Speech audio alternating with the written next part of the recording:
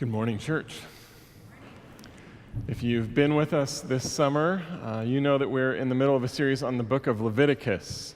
God moves into the neighborhood. What does the book of Leviticus teach us about living as a Christian today in the 21st century? And we've been through several different topics. We have yet a few more to go, but this morning is sacrifices. And of course, if you've read the book of Leviticus, you know that it's a pretty heavy theme. For some of us, we begin reading the book of Leviticus and we don't get out of the sacrifices. You know, it's the first 7 chapters in pretty extreme detail, all the little tiny bits. In a way, all the rest of the book itself is about sacrifices. I kind of think of Leviticus as being sort of a church manual for priests. You know, this is all the stuff that you have to worry about when it goes into making these sacrifices. So, some of the time I think as Christians we may approach it and just immediately think, well, this is irrelevant to me. I don't do sacrifices. We're not, as Joy just sort of talked about with the kids, we don't practice, none of us brought goats here. It's just irrelevant and we kind of skim over it, which is probably sort of my MO when I've read Leviticus in the past. But of course we believe in Christian theology that all the sacrifices, they point forward to what Jesus accomplished.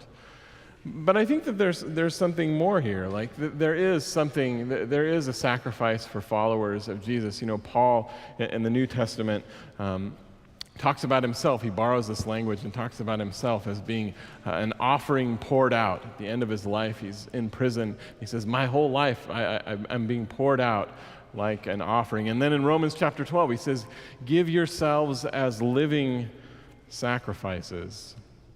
And so this morning, I want to make the invitation that we kind of examine that idea of Christian self-sacrifice. When we give ourselves to a cause, when we give our resources, when we give our time, we give our energy. I want to invite us to look at that practice, which is deeply Christian, and ask ourselves, what can some of these sort of specific Levitical rules teach us about the spirit with which we practice that? What are some observations we can make in Leviticus that will teach us about the kind of sacrifice we actually do practice as Christians? The first lesson is in chapter 5 of Leviticus. You find this kind of interesting layout. It's the sin offering, right? So this is the offering that's described for sin that you didn't know you committed or that the community committed communally. And it says in the beginning in one place, if you're going to come before the altar and bring the sin offering, you need to bring a lamb, right? And then there's this interesting phrase, but if you can't afford a lamb, then you should bring 2 doves or 2 pigeons. But then a little bit later it says, but if you can't afford any pigeons, then just, bring some flour along the way. And so what we kind of see laid out in Leviticus, and this is not the only place in the book where this happens, is that it's kind of a primitive sliding scale. What was a sacrifice for one person isn't necessarily the sacrifice for someone else. Some of you have probably listened to Malcolm, or you've probably read Malcolm Gladwell, some of his books. He has a podcast he's just started in the last few months because that's what authors do today in 2016 is you start a podcast. And his is actually fantastic. I don't know if any of you have listened to it. He's been going now for a couple of months. And over the last month, he's done a 3-part series on education. And just this past week, he did one on philanthropy and education, which is, completely irrelevant to most of us who are here worshiping in a church on a college campus, right? I mean, no, it's really, really good. I highly recommend it. Check it out. But in this latest episode, he talks about this business owner, this philanthropist named Hank Rowan. He's since passed away, but he owned a company that built some kind of industrial equipment for making metal or something, and it was in New Jersey, and became very successful at this, became very wealthy, his company was multinational, he had thousands of employees. And in this podcast, Gladwell talks about how this man, Hank Rowan, developed a relationship with a development guy at a local college. There's a college there in New Jersey, just down the street from his home, just down the street from where the headquarters of his company was. And so this development director would come over and visit Hank Rowan and talk to him about projects that were happening on the college and, asking for support and donations and so on. And so they had built kind of a relationship over time, and Rowan had made donations and so on. And there's several different versions of this story, but the long and the short of it is that at one point the college was trying to make a kind of a big capital campaign to build a new business school, and this development guy was there with Hank Rowan, and he's asking him for $1 million. We're looking for major support for this big project. Would you consider donating that kind of money? And the conversation that happens between the two of them is fascinating. According to the development guy, Hank Rowan kind of replies and says, "Listen, I'm not interested in your business program. I don't want to donate any money to it. But what would you do with $100 million?" And it's just sort of like, the guy's mind blown. For this development director, $1 million was like he didn't have that kind of money himself. He couldn't really imagine what it would feel like to be able to donate that, but the scale at which this person he was talking to was able to give was completely beyond what he had possibly considered. For him, he assumed, man, $1 million, that would be a huge sacrifice. But of course, this businessman, Hank Rowan, he knew what his own means were. He knew what he had. He knew what was a sacrifice to him. And who knows, maybe $100 million wasn't a sacrifice at all to him, but he ended up making the donation, and now this school has this beautiful school of engineering that serves local kids in New Jersey in that area. But the sacrifices that we make, the gifts that we make, it's relative. There's a relative scale. Jesus talks about the widow and her mite. It's on the high end and on the low end. And so, as a consequence, I think judging other people by what they give, by the sacrifices they bring, it's fraught, it's dangerous, it's drastically unwise. It's not a good move at all to try to determine, well, who's giving this much and who's giving that much, and are they giving enough, and is it really a sacrifice for this person? Is it a sacrifice? No, it's a crazy thing to try to judge each other on that. But another thing is that if it's a sliding scale, if it's different based on what our means are, then how do we even know ourselves? How do I know if I'm giving sacrificially or not? How do I know if I'm, like the quote on the front of the bulletin, how do I know if I'm following Jesus and taking up my cross? How do I know what that even looks like in my own life? If it's relative for each and every person based on where they're at and what their means at, how do I even determine? And I have to confess, for me, there's times when I feel guilty, like I'm not giving enough or doing enough, and there's other times when I wonder if I'm being taken advantage of and I'm doing too much and saying yes too often. Am I a lamb guy? Am I a spotless lamb person, or am I kind of in the pigeon range, or a dove, or am I a flower person? How do I determine what my sacrifice is supposed to look like? But here's the thing. I think that how much, the question of how much, I think it's actually the wrong question. I think a much more helpful question, a better question is why? Rather than how much, why am I giving? Why am I sacrificing?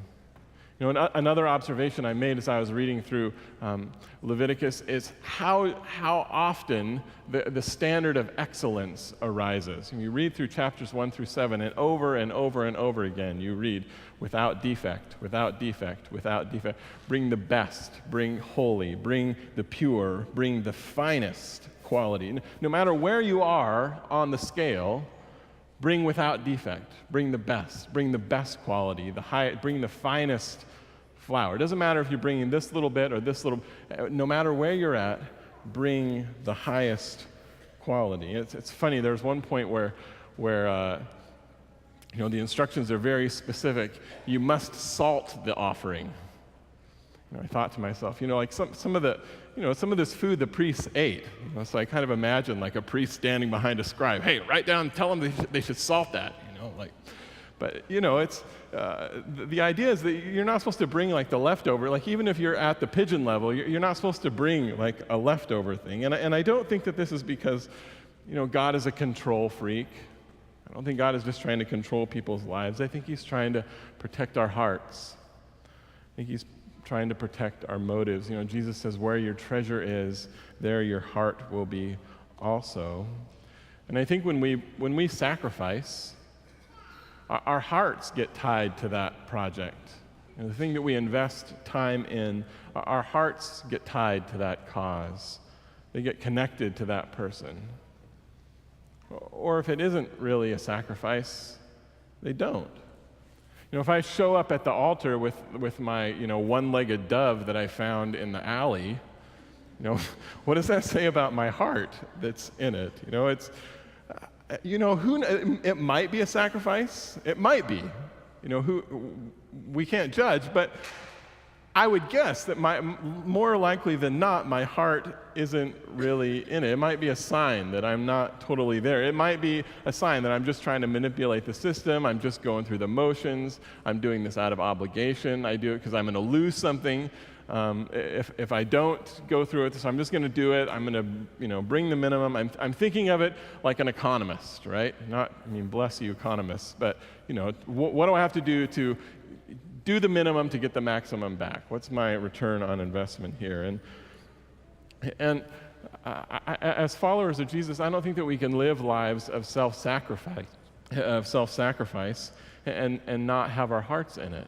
I think excellence, high quality, bringing the best that we're able to bring is one way of safeguarding our motive. Where our treasure is, there our hearts will be also. And so part of the invitation for Christian self-sacrifice is to give substantively. We should feel it when we give, whether it's our time or energy or our money. But I think that there's another dynamic that shows up in this. I think while it's possible to show up, with a sick sheep that's on its deathbed and ready to croak, it's also possible to show up with a whole herd of perfectly coiffed and beautiful sheep, right? It's possible to show up with one where a heart isn't in it at all, but it's also possible to show up with way, way beyond what was asked or expected, and yet still not have our hearts in it. For some of us, we want to give so much so that we feel pain. We like the feeling of being a victim. We want to suffer. We like the ego hit that it gives us. It makes me fills my identity a little bit. Because then I can claim being a martyr. For some of us, we're motivated not so much by our hearts, but so we can give way, way, way above and beyond so that we can complain about how much we give. I've given so much. I've given my whole life to this thing. All I do is work and give and give. My life is so hard. I don't think that victimhood is the same thing as the invitation to follow Jesus in taking up our cross. If I didn't have to give up these gold nuggets, I might be able to have a roof over my head. But God, you drag me into this. You don't give me any other choice. You tell me to give self-sacrificially. And so rather than giving a gift from free will, from our hearts, from the depth of generosity or from thanksgiving, we're kind of making God a perpetrator. Because when we're in victimhood, someone has to be to blame. There has to be someone to blame. And another dynamic I think that comes out in victimhood is that it sort of leads us to pass off responsibility, because if I'm way over giving over here, then I don't have to worry about being rude over here. I'll pick on pastors because I am one. If I feel like I've given my life to this cause, that doesn't give me an excuse to be cheap and rude in all my business dealings in town over here, right? Right?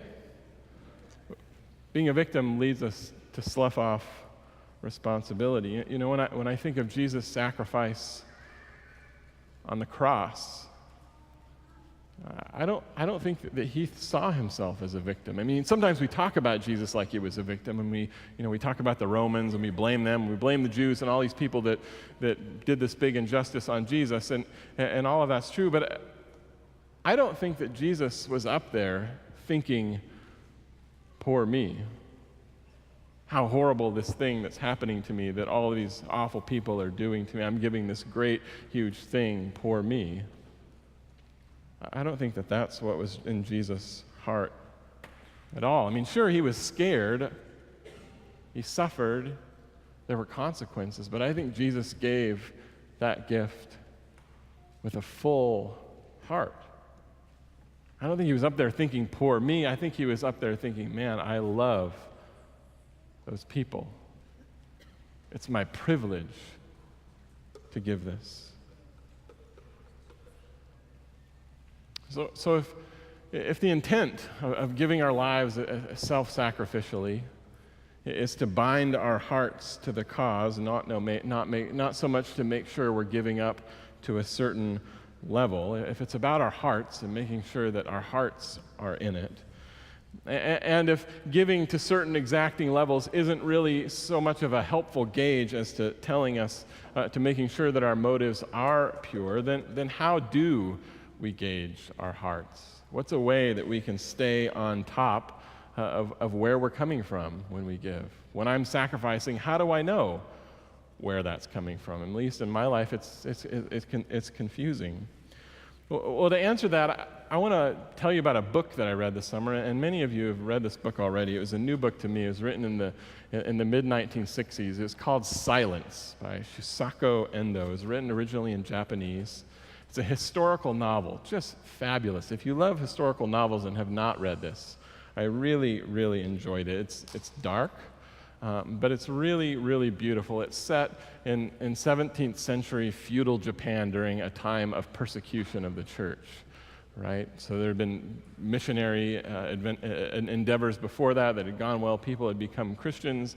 And then there's a time that comes where there's kind of a lockdown on the church. People are killed and persecuted and so on. And the story follows this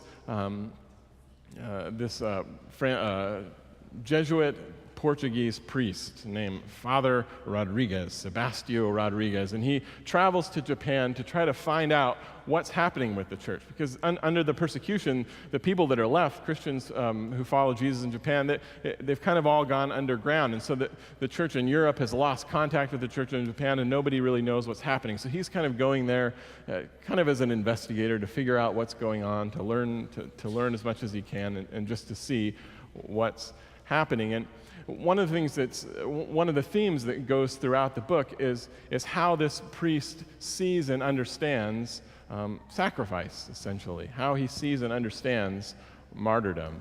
And when Christians give themselves for this cause, what does that mean?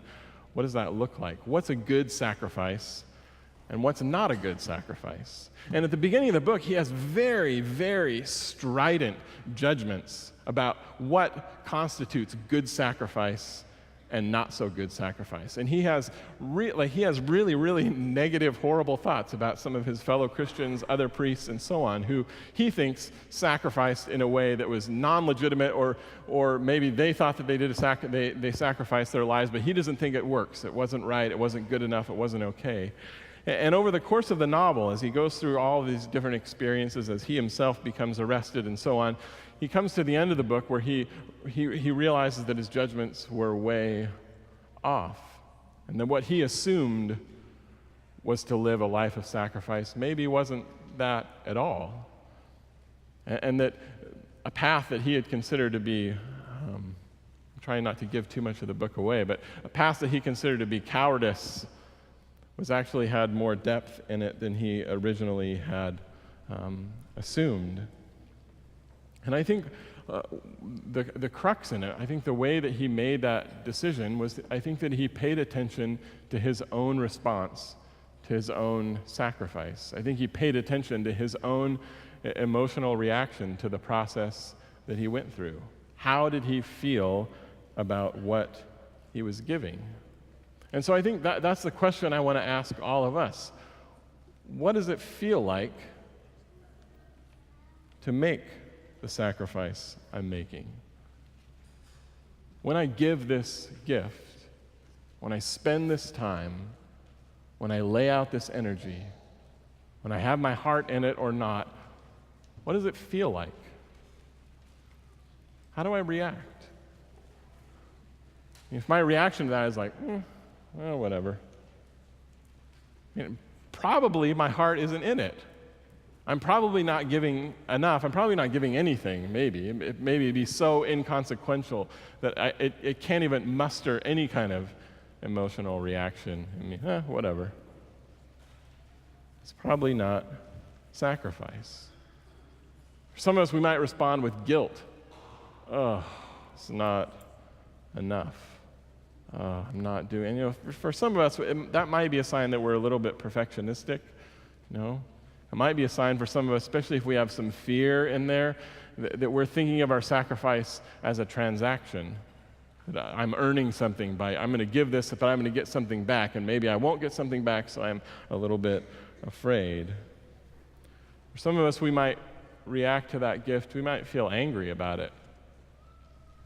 A huge swath of our culture, in American culture, I'm not going to get too political, but there's a huge swath of American culture that is just angry. So if I'm giving a gift, if I'm bringing my gift to the altar and I'm mad about it, there's probably some obligation in there. There's probably some heart work to do. My motives are probably not clear if there's anger. If my first impulse is to talk about it, whether that's to brag or to complain, it might be that I'm in the place of victimhood. I want other people to know just how much this is making my life worse. If I'm sad about it, if I feel great sadness about having to give this gift, it might be that I'm giving too much. It might be that it's a little bit over the top. Maybe I'm trying to prove something. A year ago, it may have been a year and a half ago, I picked up Finn. It was in the spring. Picked up Finn from my mom's house. She's doing childcare for us that day, and I picked him up, and when we were walking out to the car, he insisted on going to get some lilacs off my mom's lilac bush, and so I told him he could. So he went out there and was yanking on the branches, and his hands got all green, and he broke some off and came running back to the car, and he wanted to give them to his mom, and he was just thrilled, just beaming the whole way home, just absolutely excited about this gift he was going to give to his mom. And we got home, and he ran into the garage and ran into her bedroom and set them on the table right by her bed so that she could see them right before she went to bed. He was so excited. He begged me to let him stay up until she got home so he could see her. And she got home, and he heard the garage door open, and he was like running around the house, just giddy, like stomping around, like looking like so excited about being able to give this thing to his mom. He was thrilled. He was filled with joy. Because joy is another emotion, right, that we can feel. And I think that the byproduct of a sacrifice that comes deep from our hearts, the byproduct of that sacrifice, the byproduct we're looking for is joy. Deep joy. At the very end of Leviticus, it kind of comes back to reprise in chapter 26, and God says, listen, if you do this, if you follow this, then these things will happen to you. I will grant peace in the land, and you will lie down, and no one will make you afraid. I will put my dwelling with you and walk with you. Joy. Joy. So may you live lives of sacrifice. May you offer your very bodies as living sacrifices with full hearts, and may you be filled with joy.